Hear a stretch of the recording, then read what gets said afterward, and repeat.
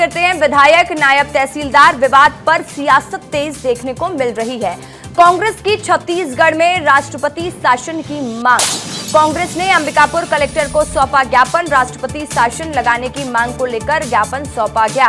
राज्यपाल के नाम पर कलेक्टर को ज्ञापन सौंपा। कांग्रेस का कानून व्यवस्था ध्वस्त होने का आरोप दिखाई दे रहा है। बड़ी जानकारी, बड़ी खबर इस वक्त की आपको बता रहे हैं। इस वक्त की बड़ी जानकारी है, विधायक नायब तहसीलदार विवाद पर सियासत। कांग्रेस की छत्तीसगढ़ में राष्ट्रपति शासन की मांग। कांग्रेस ने अंबिकापुर कलेक्टर को सौंपा ज्ञापन।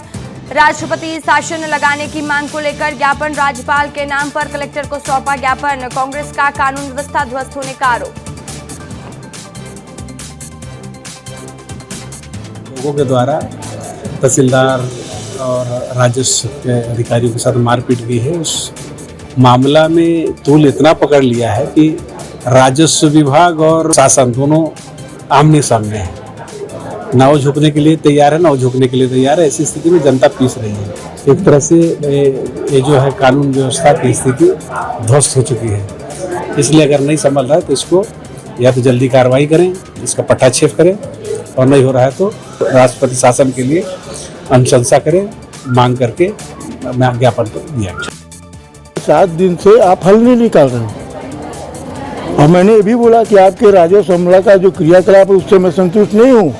आप इधर का अमला उधर करते हैं, उधर का अमला इधर कर रहे हैं, रिजल्ट नहीं निकल रहा है। वो अपने आदत से लाचार हैं, वही कर रहे हैं। आपके अगल बगल ट्रांसफर करने से फर्क नहीं पड़ रहा है। इसलिए अराजकता की स्थिति पूरे प्रदेश में बनी हुई है।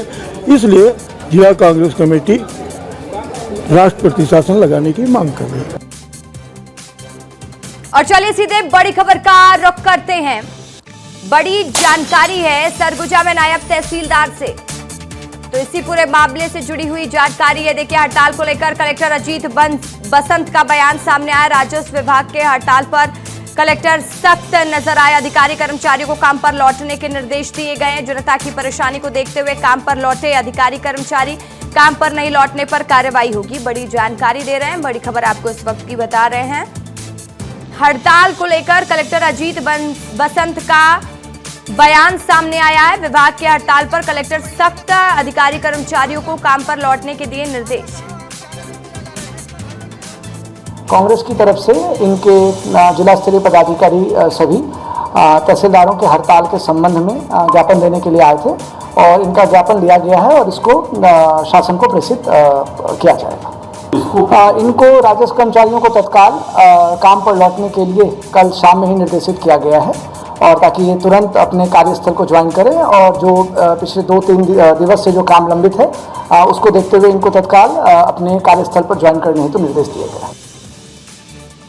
और इस खबर पर ज्यादा जानकारी के साथ मेरे सहयोगी दिलीप जायसवाल मेरे साथ लाइव जुड़ चुके हैं। दिलीप, देखिए, अब हड़ताल को लेकर कलेक्टर अजीत बसंत का भी बयान सामने आया है।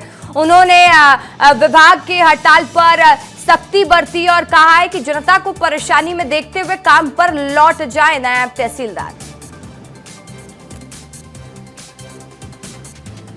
बिल्कुल रसिका, आपने सही कहा। देखिए, आज सरगुजा कलेक्टर कुछ देर पहले ही उन्होंने एक जानकारी दी है कि कल शाम को उन्होंने सभी राजस्व विभाग के जो हड़ताल में जो अधिकारी गए हुए हैं हड़ताल में उनको काम पर लौटने का निर्देश दिया हुआ है, क्योंकि कई जो विभाग का जो काम काज है राजस्व विभाग का वो पेंडिंग हो गया है। जो लोगों की जो पेशी है, अलग अलग जो SDM कार्यालय, नायब तहसीलदार और तहसीलदार कार्यालयों में जो पेशी लगता था राजस्व विभाग का, उस पर सुनवाई नहीं हो पा रहा है और पेशी की तारीख आगे बढ़ानी पड़ रही है। इसके अलावा जाति निवास और आय प्रमाण पत्र जो बनाने का जो काम होता था वो भी कहीं ना कहीं प्रभावित हो रहा है। दूसरी तरफ बच्चों के स्कूल खोलने वाले हैं और वे तमाम दस्तावेजों का जरूरत पड़ता है। इसलिए उनको कहा गया है कि आप वापस अपने काम पर लौट जाइए। लेकिन दूसरी तरफ कांग्रेस ने इस पूरे मामले को एक राजनीतिक तूल देने की कोशिश की है, क्योंकि लगातार राजनीति तेज होता जा रहा है और आज इस पूरे मामले का माना जा रहा है कि पटाक्षेप हो सकता है। ऐसा इसलिए मैं कह रहा हूं क्योंकि सरगुजा के जो बीजेपी के संभाग प्रभारी हैं वो यहाँ पे पहुंचे हुए हैं और लगातार मीटिंग चल रही है। अलग अलग जो नेता हैं बीजेपी के, उनके बीच बैठक चल रही है और कुछ देर बाद जो रामकुमार टोप्पो विधायक हैं,